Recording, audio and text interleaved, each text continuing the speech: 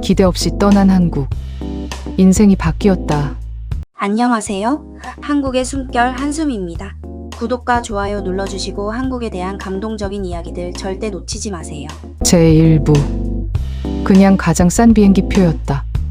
캐나다 토론토의 작은 집, 63세의 마이클 피셔는 오랜 시간 교단에 서며 역사를 가르쳤던 고등학교 교사였습니다.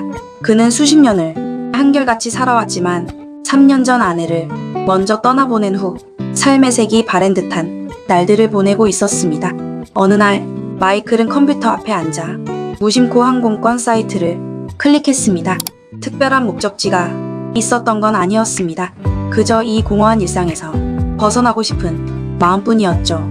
그의 손가락은 화면을 스크롤하다가 한 가지 항공권에 멈췄습니다.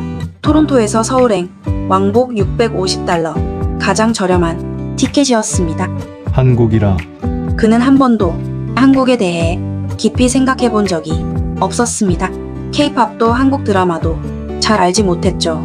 하지만 이상하게도 그 순간 마우스를 클릭하고 있었습니다. 결제 완료. 2주 후 출발. 안녕하세요. 저는 마이클 피셔입니다. 캐나다 토론토에서 평생을 살아온 평범한 은퇴 교사입니다. 여러분께 제 이야기를 들려드리게 될 줄은 정말 몰랐습니다. 솔직히 말씀드리자면 저는 한국에 올 생각이 전혀 없었습니다. 가장 저렴한 비행기표가 한국행이었을 뿐이에요. 아내를 떠나보낸 후 저는 제 자신을 잃어버린 것 같았습니다. 매일 같은 시간에 일어나고 같은 카페에서 커피를 마시고 같은 공원을 산책했죠. 하지만 그 모든 일상이 텅 빈 것처럼 느껴졌습니다. 친구들은 제게 새로운 취미를 찾아보라고 했지만 무엇을 해도 마음 한구석이 채워지지 않았어요. 그렇게 무작정 예약한 한국행 비행기 13시간의 긴 비행 끝에 인천공항에 도착했을 때 저는 여전히 제가 왜 여기 왔는지 확신하지 못하고 있었습니다. 공항을 빠져나와 서울로 향하는 공항철도에 올랐습니다. 그런데 첫인상부터 놀라웠어요. 여기 너무나 깨끗했고 사람들은 질서정연하게 줄을 서서 기다렸습니다. 토론토도 깨끗한 도시지만 이곳은 뭔가 달랐어요. 차분하면서도 정돈된 에너지가 느껴졌달까요? 서울역에 내려 거리를 걷기 시작했습니다. 10월의 서울은 선선한 바람이 불었고 거리 곳곳에 노란 운행잎이 떨어지고 있었습니다. 저는 특별한 계획 없이 그저 발길 가는 대로 걸었어요. 한 골목길에서 고소한 냄새가 났습니다. 작은 붕어빵 가게였는데 할머니 한 분이 반갑게 손짓하시더군요. 영어는 한마디도 통하지 않았지만 할머니는 따뜻한 붕어빵 한 봉지를 건네주시며 활짝 웃으셨습니다. 그 미소가 이상하게 마음을 따뜻하게 만들었어요. 첫날 밤, 저는 숙소 근처 찜질방에 들어갔습니다. 처음엔 낯설었어요. 여러 온도의 탕에 들어가고 사우나실을 오가고 찜질복을 입고 휴게실에서 쉬는 문화가 신기했죠. 그런데 그곳에서 저는 묘한 평화를 느꼈습니다. 아무도 저를 알아보지 못했고 저도 누구도 신경 쓰지 않았어요. 그저 따뜻한 온기 속에서 몸을 맡기고 있는 것만으로도 위로가 되더군요. 다음날 아침 저는 북한산에 가보기로 했습니다. 가이드북에서 우연히 본 사진이 마음에 들었거든요. 도시 한가운데 이런 산이 있다는 게 신기했어요. 등산로 입구부터 사람들이 가득했습니다. 놀라웠던 건 나이 지긋한 어르신들이 정말 많았다는 거예요. 70대, 80대로 보이는 분들이 가벼운 발걸음으로 산을 오르고 계셨습니다. 저보다 훨씬 건강하고 활기차 보였어요. 중간쯤 올라갔을 때 저는 숨이 차서 잠시 쉬고 있었습니다. 그때 한 노부부가 제 옆에 앉으셨어요. 할아버지는 배낭에서 김밥을 꺼내시더니 저에게도 하나 권하셨습니다. Korea food, try. 할머니가 보온병에서 따뜻한 차를 따라주셨어요. 우리는 서로 말이 잘 통하지 않았지만 그분들의 따뜻한 눈빛과 미소는 어떤 언어보다 명확했습니다. 할아버지는 몸짓으로 여기 경치 아름답다라고 표현하셨고 할머니는 천천히 올라가도 괜찮다고 다독여 주시는 듯 했어요. 정상에 올랐을 때 서울 시내가 한눈에 내려다 보였습니다. 빌딩 숲 사이로 한강이 흐르고 저 멀리 남산타워가 보였어요. 그 순간 저는 깨달았습니다.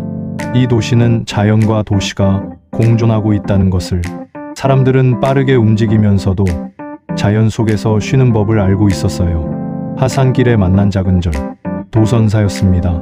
산속에 자리한 고요한 사찰이었는데 스님 한 분이 조용히 경례를 쓸고 계셨어요.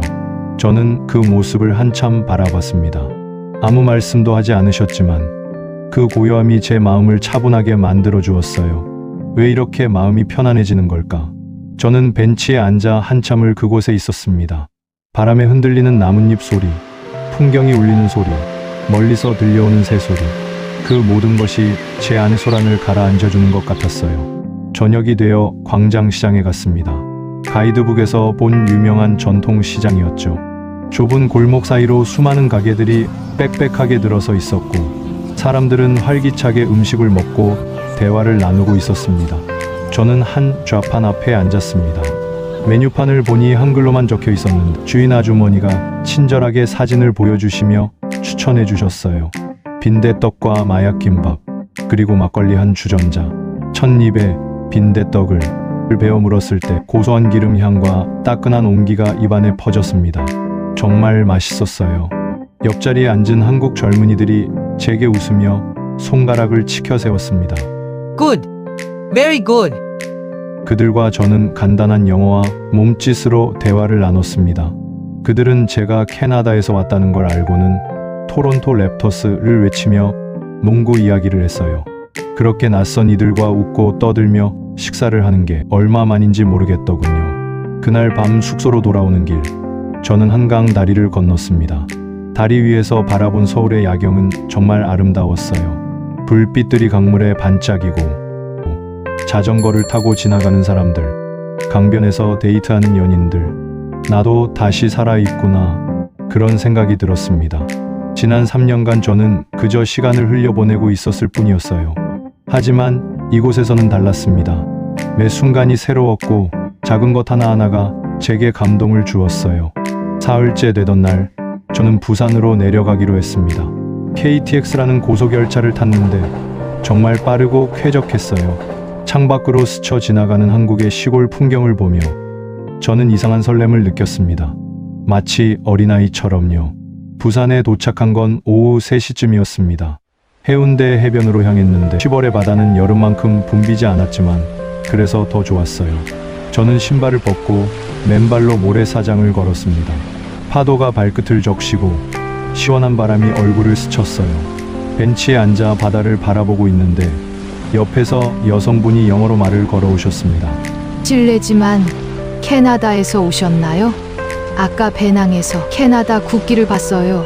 깜짝 놀라서 돌아보니 단정한 옷차림의 50대 후반으로 보이는 여성이 미소 짓고 계셨어요. 그분이 바로 정민 씨였습니다. 네, 맞습니다. 토론토에서 왔어요. 저는 정민이라고 해요. 부산 사람이에요. 영어 선생님이었는데 곧 퇴직이에요. 우리는 자연스럽게 대화를 나누기 시작했습니다. 정민 씨는 30년간 중학교에서 영어를 가르쳤고 이제 은퇴를 앞두고 새로운 인생을 고민 중이라고 했어요. 미술을 좋아해서 퇴직 후에는 그림을 그리며 살고 싶다고 하셨죠. 마이클 씨는 왜 혼자 한국에 오셨어요? 그 질문에 저는 잠시 망설였습니다. 그리고 솔직하게 말했어요. 사실 아내를 잃은 후로 삶의 의미를 찾지 못하고 있었어요. 그냥 가장 싼 비행기표가 한국행이었고 아무 생각 없이 왔습니다. 정민 씨는 조용히 고개를 끄덕이셨어요. 저도 비슷해요. 30년을 한 가지 일만 했는데 이제 그게 끝나니까 제가 누군지 모르겠더라고요. 그래서 요즘 매일 이 바다에 와요. 여기 오면 마음이 좀 정리되는 것 같아서요. 우리는 그렇게 한참을 함께 바다를 바라봤습니다. 말없이도 서로를 이해하는 것 같았어요. 해가 지고 정민 씨가 저를 광안리 야시장으로 데려갔습니다. 해변을 따라 늘어선 포장마차들, 맛있는 냄새가 가득했어요. 우리는 한 포장마차에 앉아 회와 소주를 주문했습니다. 한국에서 소주는 꼭 마셔봐야 해요. 특히 바다 보면서 마시는 소주는 정말 특별해요. 정민 씨가 소주잔에 술을 따르며 말했습니다. 건배할 때는 건배라고 해요. 또는 위하여. 위하여. 우리는 잔을 부딪혔습니다.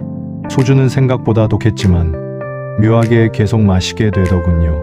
정민 씨는 회를 먹는 법을 알려주며 상추에 싸서 쌈장과 함께 먹으라고 했어요. 몇 잔을 마시고 나니 우리는 더 편하게 이야기를 나눴습니다.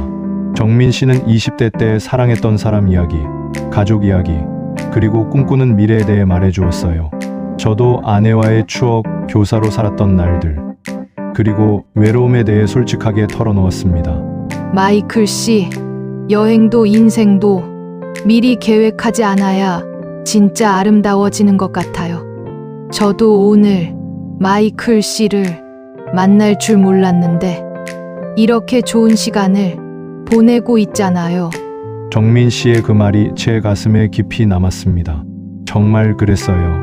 저는 아무 계획 없이 왔지만 오히려 그래서 더 많은 것을 경험하고 있었습니다.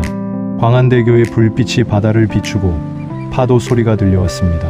저는 소주잔을 손에 든 채 바다를 바라보며 생각했습니다. 그냥 가장 싼 비행기 표였는데 어쩌면 이 여행이 제 인생에서 가장 값진 여정이 될지도 모른다는 생각이 들었습니다. 한국은 저에게 단순한 여행지가 아니었어요. 여기서 저는 다시 살아 숨쉬는 법을 배우고 있었습니다. 정민 씨와 헤어지며 그녀가 말했습니다. 내일 시간 있으면 자갈치 시장 같이 가요. 아침 일찍 가면 정말 활기차고 좋아요. 그럴게요. 정말 고마워요, 정민 씨. 천만에요. 마이클 씨, 한국 여행 계속 즐거우시길 바래요. 그날 밤 저는 숙소로 돌아와 일기를 썼습니다. 오랜만에 쓰는 일기였어요. 오늘 나는 새로운 친구를 만났다. 그리고 깨달았다. 혼자라는 건 외로운 게 아니라 새로운 인연을 만날 준비가 된 상태라는 것을. 한국은 내게 그것을 가르쳐주고 있다. 부산의 밤은 깊어가고 저는 내일이 기대되는 마음으로 잠자리에 들었습니다. 처음으로 느끼는 설렘이었어요. 아름다운 두 사람의 사랑 이야기. 다음 화에서 계속됩니다.